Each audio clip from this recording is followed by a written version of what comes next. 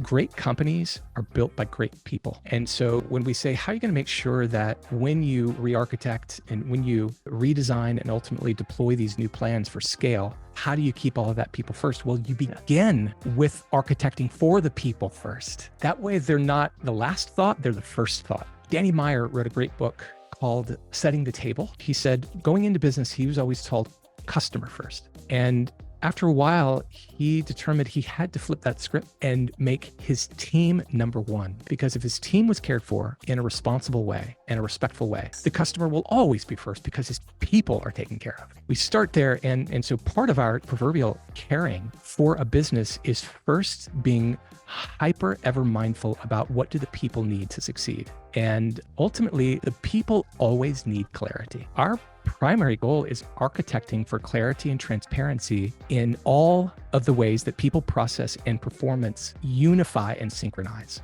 And so, like, what does that mean, for example? Well, it starts with, has the business defined what they believe about how people should behave? And if they haven't, that is one of the first things we'll go after as a core value playbook. It takes a little bit of time, but when the founders, the CEO, the C-suite, or the board are united about what they believe about how to make decisions, they believe about building products, what they believe about how people behave. And so you start there. Then we get into, in terms of caring for people, defining what people will do. And so when we talk about caring for people, where is this coming from? Typically, it's coming from unmet expectations, or it's coming from lack of clarity. How do you deal with the stuff that's causing that? We have seen time and time again in my businesses, it comes from the business wasn't responsible to define clearly what the people should do, and more importantly, how they do it. So if you have 100 employees and you have, let's say, 7 functions in the business, and you give them the macro goal, but you don't tell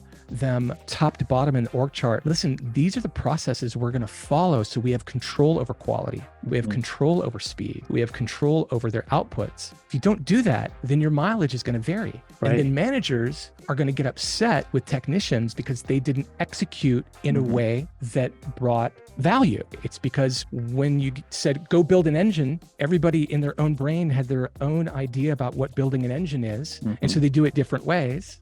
But then the business is dissatisfied because they never told them how to do it in the first place.